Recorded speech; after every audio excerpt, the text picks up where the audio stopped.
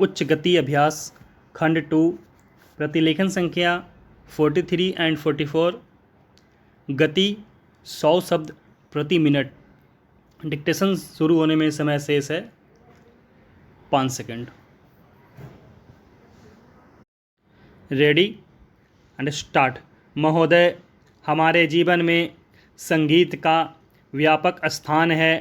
भारतवासियों को अपने प्राचीन युग से अथवा अपने पूर्वजों से शास्त्रीय संगीत के रूप में एक बहुमूल्य निधि मिली है।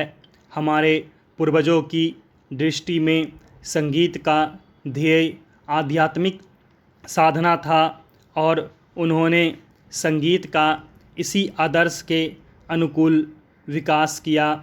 हम कह सकते हैं कि हमारे देश में यह कला पूर्णता के शिखर पर पहुंच चुकी थी।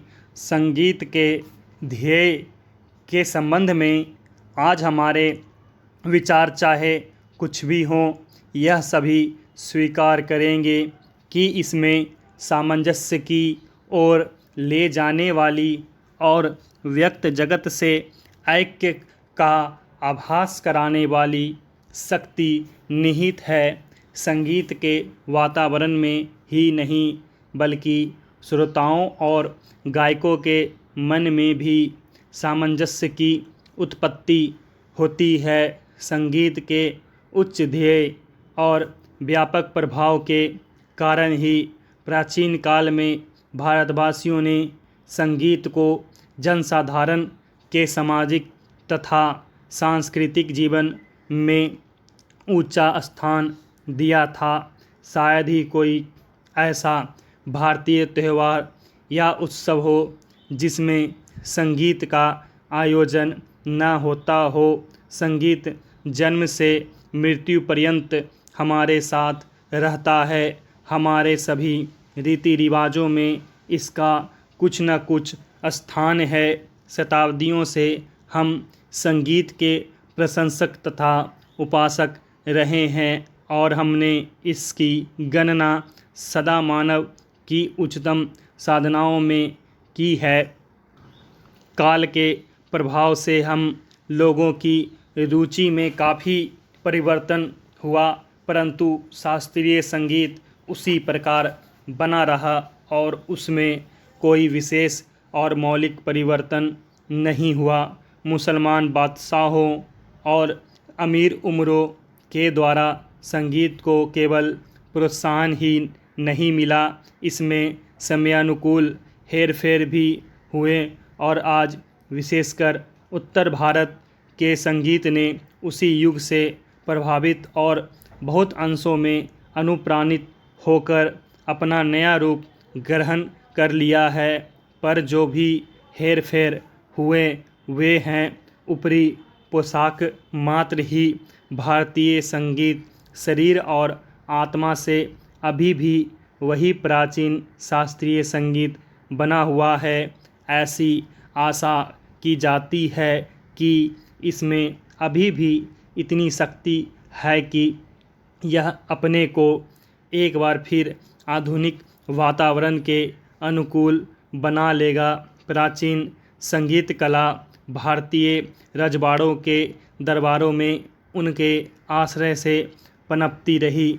यह स्वीकार करना होगा कि भारतीय नरेशों द्वारा दिए गए प्रश्रय के कारण संगीत लुप्त होने से बच गया, परंतु यह भी मानना पड़ेगा कि इन वर्षों में भारत की जनता का शास्त्रीय संगीत से बहुत कम संपर्क रहा। अतः जनता और हमारे परंपरागत सर्वश्रेष्ठ संगीत के बीच एक खाई पैदा हो गई। यदि हमें संगीत को जीवित रखना है और सहस्त्रों वर्ष पुरानी इस अमूल्य परंपरा की रक्षा करनी है तो हमें इस खाई को पाटना होगा। यदि यह आवश्यक हो तो शास्त्रीय संगीत में ऐसे संशोधन करने में कोई बुराई नहीं जिनके फलस्वरूप यह लोकप्रिय बन सके।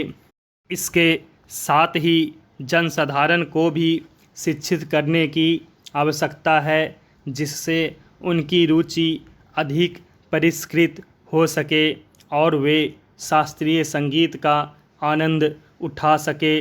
भारत गणराज्य में नरेशों अथवा रजवाड़ों का अच्छा स्थान है।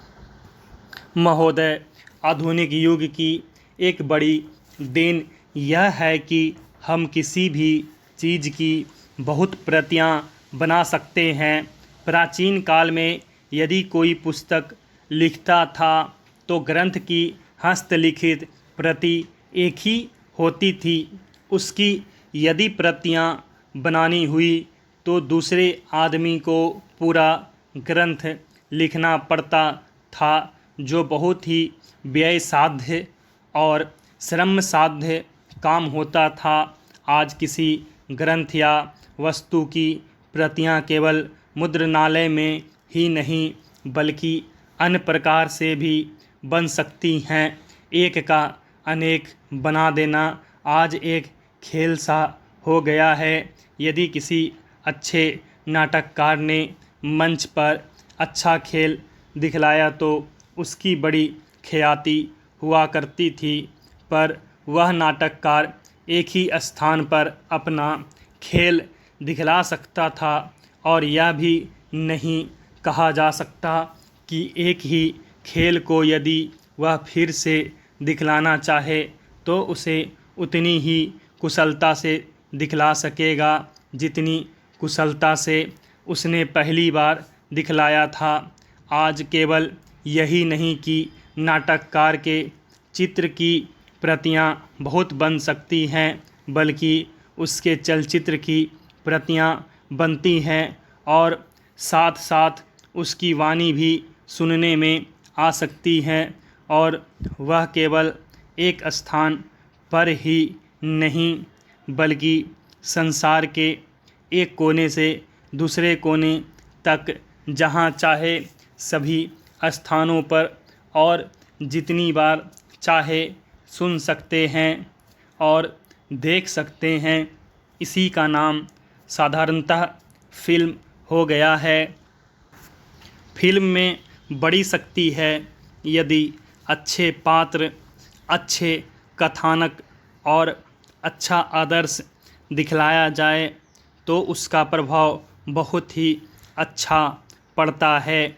जैसे किसी भी अच्छे नाटक का, पर वहाँ भी यदि कथानक दूषित हो, पात्र चरित्रवान ना हो और गतिविधि उनकी ऐसी हो जो समाज अथवा व्यक्ति को ऊपर उठाने के बदले नीचे ले जाने वाली हो, तो उसका प्रभाव उतना ही बुरा पड़ता है।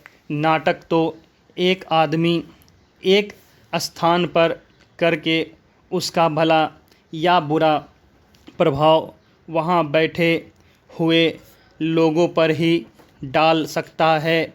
दूर दूर के लोगों तक उसका प्रभाव नहीं पहुँच सकता, पर फिल्मों में भला या बुरा करने की शक्ति कई गुना अधिक हो जाती है। किसी फिल्म की जितनी प्रतियां बना ली जाती हैं उतना ही उसका प्रभाव भी असीमित हो सकता है। इसलिए यह आवश्यक हो गया है कि जिस चीज़ में इतनी शक्ति हो उसका उपयोग इस प्रकार से किया जाए कि उससे अच्छे से अच्छा फल मिले और उसमें किसी प्रकार की बुराई न आने पाए। आज सिनेमा का उपयोग 3 कामों में होता है: शिक्षा, मन बहलाव और प्रचार। ये तीनों काम जीवन में महत्वपूर्ण हैं। सिनेमा का उपयोग शिक्षा के काम में जितना बढ़ेगा उतना ही हो सकता है, पर शर्त यह है कि कथानक शिक्षाप्रद हो और जो पद्धति अपनाई जाए वह ऐसी हो जिसके द्वारा शिक्षार्थियों को सच्ची शिक्षा मिल सके।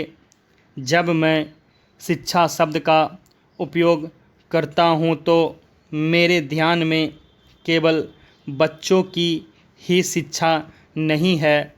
स्टॉप।